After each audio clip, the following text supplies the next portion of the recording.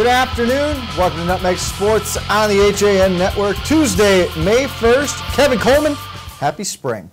Finally, 70 degrees. Let's go. Unbelievable.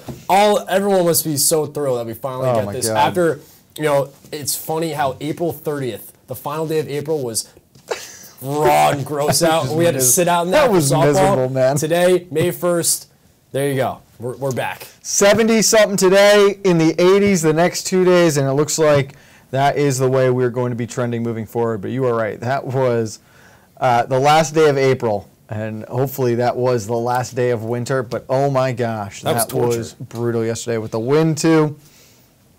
Not a lot of fun. No. I think that was winter saying, here's my last go-around here.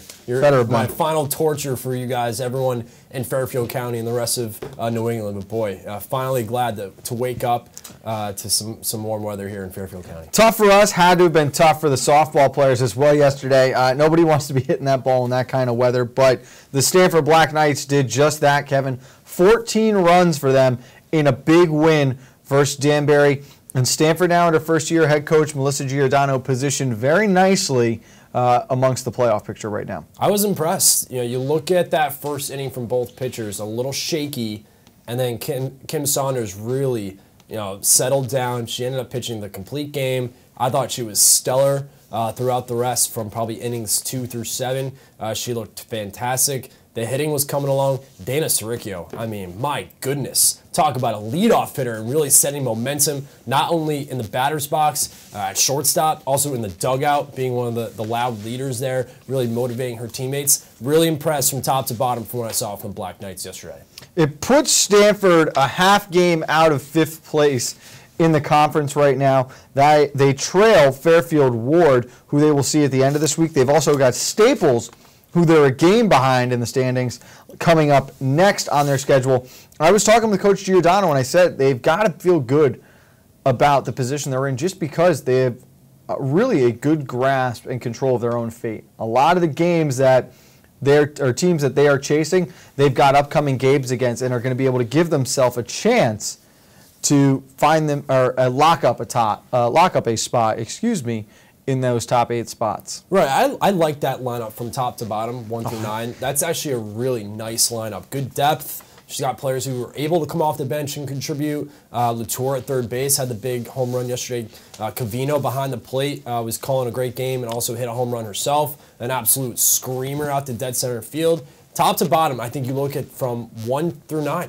I think all those hitters had the ability to get on base, and it all starts with Dana Siricchio. I think once she gets on, she's a threat because she can run, and also she's not afraid. She's very lethal on the base path. She's aggressive. Maybe there's a base hit, she'll round second, go for third as well. So Stanford's a team where they put the pieces together and start playing hot softball towards the end of the season. Dangerous team going in the postseason. And really, those top 5 hitters in the lineup yesterday, I mean, just too much for Beth Croxford to handle when you had that combination. Siricchio was on base in all 5 of her at-bats. She scored 4 runs, had 4 hits, a walk, including a triple as well. Mattioli had 2 hits and 2 RBIs. Covino, 4 for 5. Latour, 2 for 3 with a walk. They accounted for, I believe it was 12 of the 14 runs that Stanford scored yesterday, and they did not miss a beat. They were aggressive, they were active at the plate, and it is as good, I think, the top of the order as you'll see right now around the conference. And, they were patient, too. They really made Croxford really throw a lot of pitches there early on, and that 4th and 5th inning, those middle innings, that's where they really took advantage and really put it towards Croxford, which then ended Croxford's day. But boy, they were patient at the plate, working deep counts, full counts, and they were able to put the ball in play. And at this level, I mentioned it on the broadcast. When you're a pitcher, throw strikes, trust your defense. When you're a batter, just put it in play. I think plain and simple, you're going to hear a lot of coaches say that whether you're playing baseball or softball at the high school level, just put the ball in play. You don't know what's going to happen. There could be an error. There could be something that goes wrong. So just put the ball in play, and that's what Stanford did. Let's take a look back now at the highlights. 14-6, Black Knights victors yesterday over Danbury. Saunders staring in. First pitch is flied out to the gap in right center and down at the wall. No, she's out of here. Well, that's one way to start it off. Quinto playing very close to the box as off is Saricchio, but the throw just off the mark. Cook a little late getting there. Good shoot from Santiago. That's a great on the timing. This one flied out to left field. Back is Bowden, and it is gone!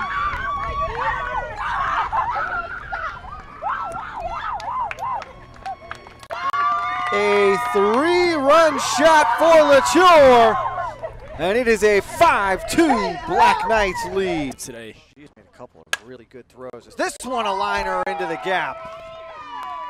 Over to her right was McNamara. It is another hit for Saricchio. Covino batting for the third time in the game, and she lines one out to right field. Saricchio will be held at third, but the bases are loaded. Saricchio looking to continue on her hot start, is going to drop one in and taking a turn for two. She's going to look for three. And she is into third with a leadoff triple. Adioli now with a runner in scoring position out towards right. Tagging will be Saricchio, and she is in safely. It is as this one popped out to shallow left field. Up still Terry. She makes the catch and ends the game. Final score, Stanford 14 and Danbury. Certainly not time for Danbury to hit the panic button just yet. I think Croxford had a rough day on the mound. Looked like she was a little frustrated with the way balls and strikes were being called. But one thing that I really love about this team, or one player, Kevin, Shea McNamara. Wow.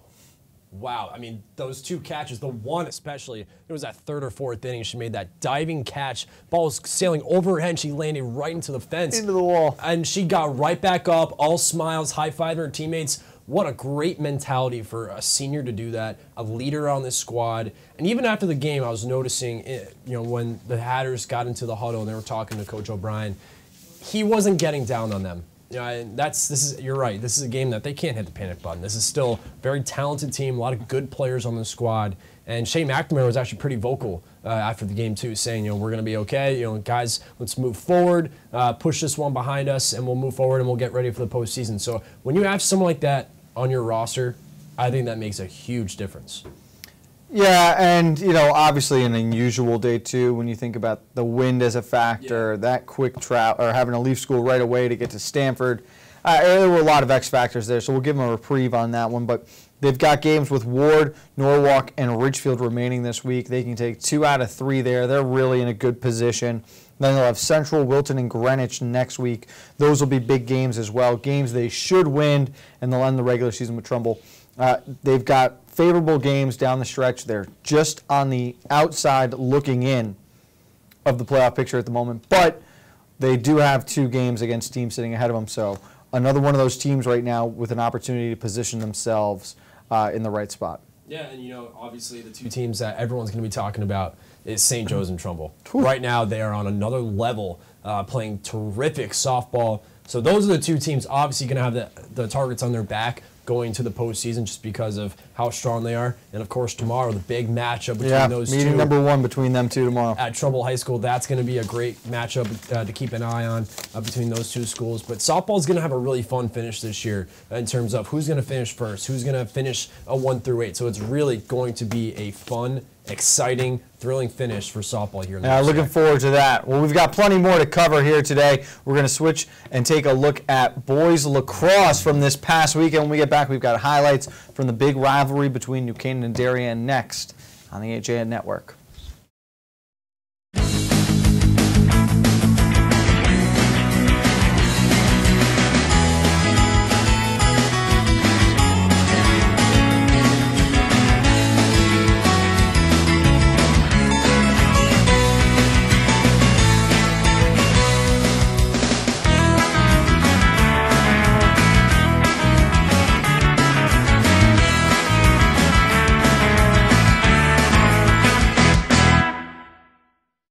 Voted Best Gourmet to Go in Fairfield County, Palmer's extensive menu offers everything you'll need to make your next event easy and delicious. Whether you're hosting a small get-together or planning a large celebration, they've got you covered breakfast through dessert.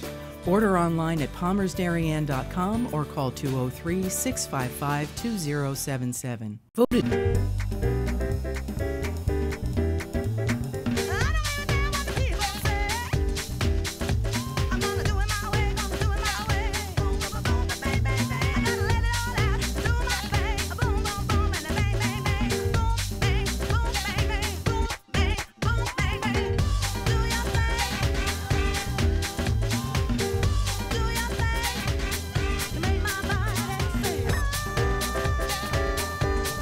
Want to free up backyard space, or are you just sick of looking at your deteriorating pool? Call Grillo Pool Removal today, the in-ground pool fill-in experts. Pay a fraction of the cost in pool remodel by filling it in with our experienced crew. Available 7 days a week by call or text. Find out more at GrilloPoolRemoval.com. Back on Nutmeg Sports on the HA Network, taking a look at boys lacrosse now. Big game over the weekend. The last two remaining unbeaten teams in the FCAC as they renew the rivalry. Darien and New Canaan, the 63-game win streak on the line. And Kevin, it's now at 64. Darien holds on for a 9-7 victory, but at the end of the day, I look at this game as, and I know that no one in the town of New Canaan wants to hear this, but a moral victory for the Rams. They, how they played in the second half coming out of halftime, I was so impressed. And I went over, I grabbed some quotes from Chip Buzzio, and being down the way they were and to climb back, made that great comeback. There was right there, and Quentin O'Connell, having a great second half performance.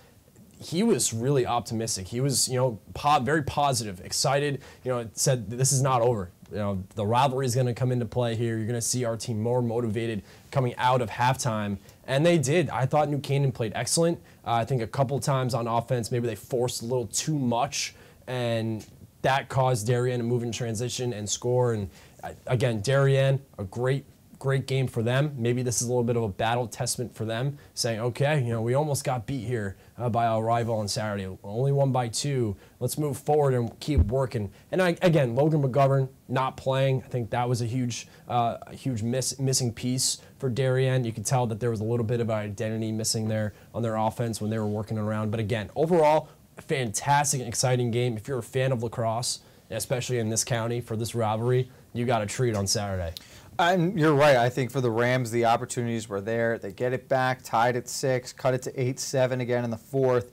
Think about how different this game would have been if that delay of game timeout dispute goes against Darien with, I think it was 3:30 to go. Yeah. And I mean, both coaches were very animated on the sideline. You knew someone felt that they were going to be getting shafted or getting the short end there. And I joked with Bobby Rushton, the offensive coordinator of New Canaan, saying, no, you're not getting that call to go against Jeff Braymeyer at Darien on a Saturday afternoon. Well, you saw it. At one point, all 3 referees, at one point it was the 3 referees, and then each coach went by himself up to the referees, and both times the referees had them step away. And then it came to 3 referees, Jeff Braymeyer and Chip Buzzio.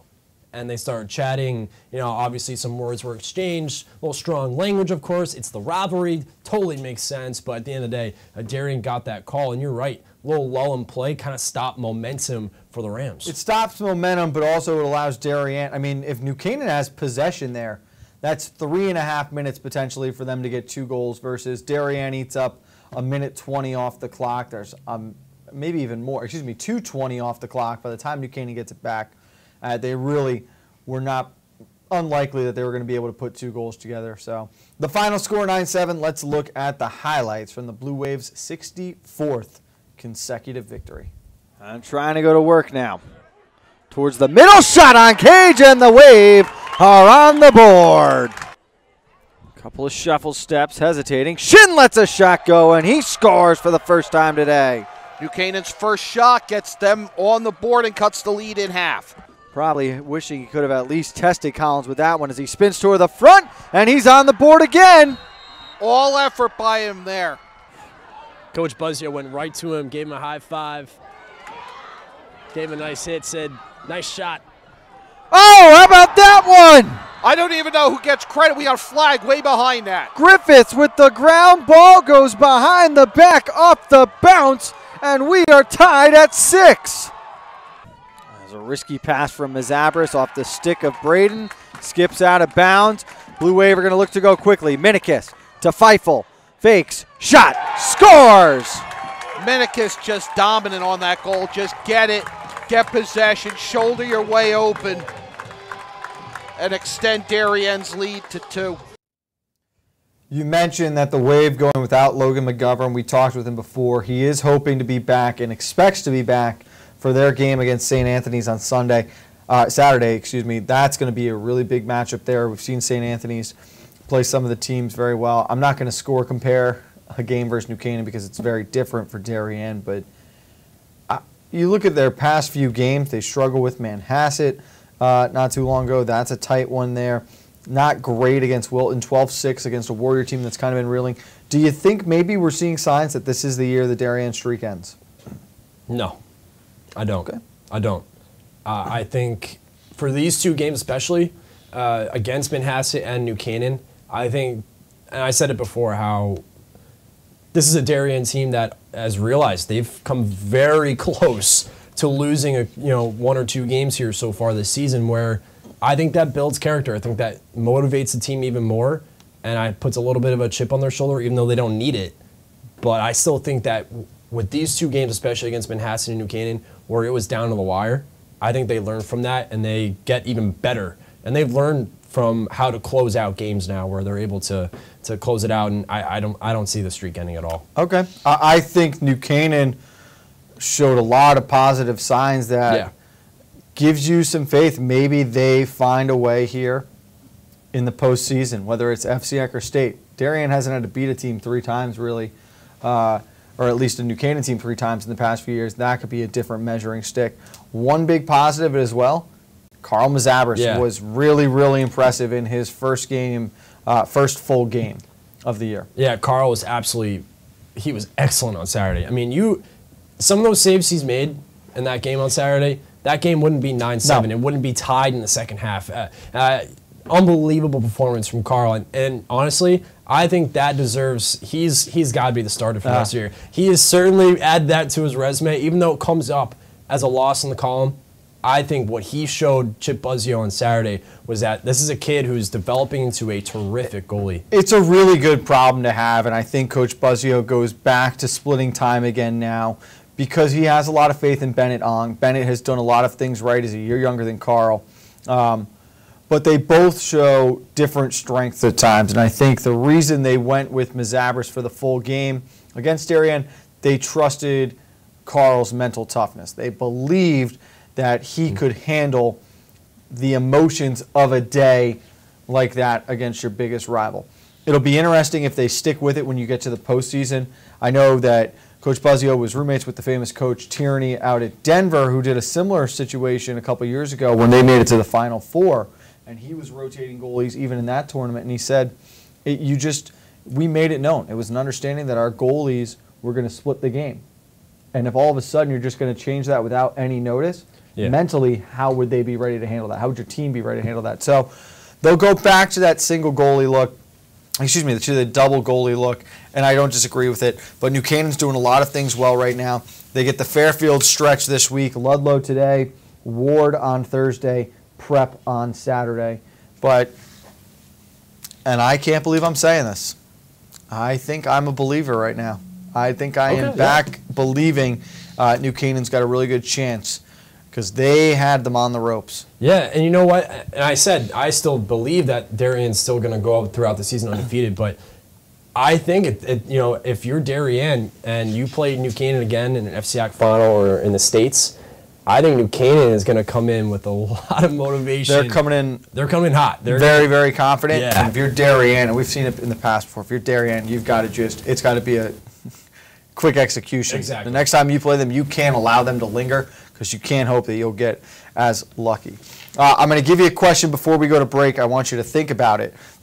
And it would be team from Darien you're most confident in heading to the second half of the spring season. Boys lacrosse, girls lacrosse, baseball, or boys golf. Big win for the Blue Wave Golf Squad yesterday. We'll talk about that more when we get back on Nutmeg Sports. Want a new experience in car buying? Scap Chrysler Dodge Jeep Ram. We are Connecticut's Wrangler headquarters. Come visit our new Ram Truck Center. Our Ram trucks get the job done with unparalleled style and performance. Call, click, or stop in to find the new Jeep, Chrysler Dodge car, minivan, or Ram truck that you've been looking for. Family owned and operated for over 50 years. Save thousands right now at the Jeep Celebration event and Chrysler Pacifica Incredible Sales event. Now through May 31st.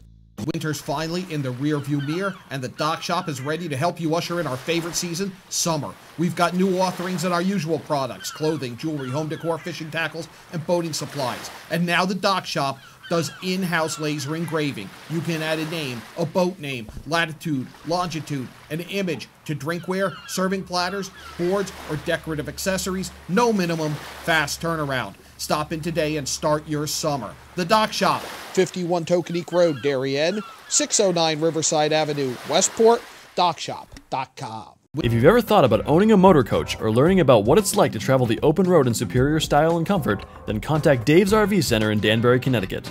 Offering the best quality Class A motorhomes from Newmar, travel trailers and fifth wheel lines from Surveyor, and a toy hauler line from Work and Play.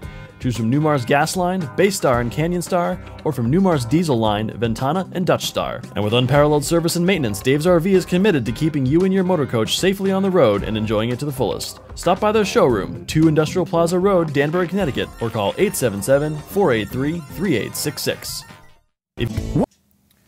Back on the HA Network, Frank Granito alongside Kevin Coleman talking about boys lacrosse heading into the break. The girls had a big win as well over the weekend, taking down New Canaan 13-6. Darien baseball finds themselves first place in the FCIAC. Golf team yesterday defeated their rival by 12 strokes. They're also undefeated. 4 teams out of Darien High School currently in first place in their respective sports. Which team are you highest on? I'm going with my ladies. Going with Lisa Lindley and her crew. Girls lacrosse, Darien. I'm most confident in them. It is a good answer. I mean, the big thing for me, that turning point, it was 7-6. There was the timeout. A little bit of debate between Coach Lindley and Coach Woods over how the timeout was, I guess we would say, repositioned. Yeah, and then there was also the extra stick on the field, and they thought that they had an illegal sub. Yes. There was a lot going on down there. I had to tell you that, a lot of extracurricular activities going on down there. But either way, it was just one of those things you all of a sudden saw what happens when the girls flip the switch. Yeah. And I think it's a New Canaan team who's proven to be the best competition for the Blue Wave to this point in the season. And Katie Ramsey, Emmett Jakes, the Humphrey sisters, they took over, and it got ugly quickly down the stretch. Yeah, in that second half, you're right. They flipped that switch, and boom, there goes Darien in transition, up and down the field. They're flying. The Humphrey sisters are unbelievable, and Katie Ramsey is one of those players where that's the thing about Darien, where even the boys too. They have all these different role players who are able to take over a game. Any player on that roster can take over a game. And Katie Ramsey is one of those players where she says, you know what? This is my turn. I'm going to take things over now. And you saw the athletic type of moves that she made on Saturday afternoon were absolutely impressive. I thought Kendall Wazinski played really, really well. Sarah Jakes also stepped up big. She's contributing high. You're talking about a game where Chrissy Fiore had only 1 goal. Yeah. She really was held in check offensively, but Darien still breaks through for 13, including the game's final 6 goals. I think this is the best team Lisa Lindley has had in this stretch now of 6 straight championships. There's a lot of a great mesh of experience combined with the youth, and they're just playing at a different level right now. And the play they're getting out of Maggie Brooks in goal is only making life that much more difficult for their opponents. Right, and that's been something that Lisa Lindley has had the luxury of having, is some excellent goalies throughout these years. And for Maggie to come up, she made some nice saves on Saturday afternoon. But you're right. There are players that are that aren't seniors, that aren't juniors. They're underclassmen. Oh yeah. There are freshmen making big plays, sophomores. And she's even said that she even has 7th and 8th graders who are still coming up that are going to be starting potentially next year. So forget it. I mean, Darien for the next couple of years, mark it up. It'll be interesting. But New Canaan, I don't think is far off, and no. We'll talk more about the Rams. Baseball-wise, Darien is in first place in the conference. You know they're my pick for the FCAC. They've got a huge game coming up Friday against Staples. Your thoughts briefly here, looking at baseball right now, where everyone is sort of positioned, who you're high on in that tournament. I like your pick for Darien just because of Justin Jordan. I will rave about Justin through the entire season. I loved how he played basketball in the winter. I thought he was excellent, but baseball is really his sport. It's his go-to, and I think he is just one of those players who's able to take over a game. He can come in relief. We've seen how filthy he is on the mound, but he's great, at the batter spot, and he gets on base. He's a threat to run. He's got great range in the outfield. Just a total super athlete out there for Darien baseball. And for Staples, that's a loaded lineup too. I think on paper, I think a lot of people would love to see these two teams finish off in the final at Cabetta Field coming up later in this month. So I think this could potentially on Friday could be a little bit of a preview of maybe we see these two teams, the final two teams, make it in the FCAC tournament. And it's funny, you talk a lot about, Justin Jordan is, I think, going to be up there in the conversation for Player of the Year, but guys like Henry Williams, Jackson Vaught, James Lewis, Mac McClain now, who are also contributing. It's the depth of the Darien pitching lineup, or pitching that really stands out to me. Sean O'Malley is hitting the cover off the ball again. We're not surprised by that. And my faith in Coach Scott. Yeah. So that's another Darien squad right now in a great position.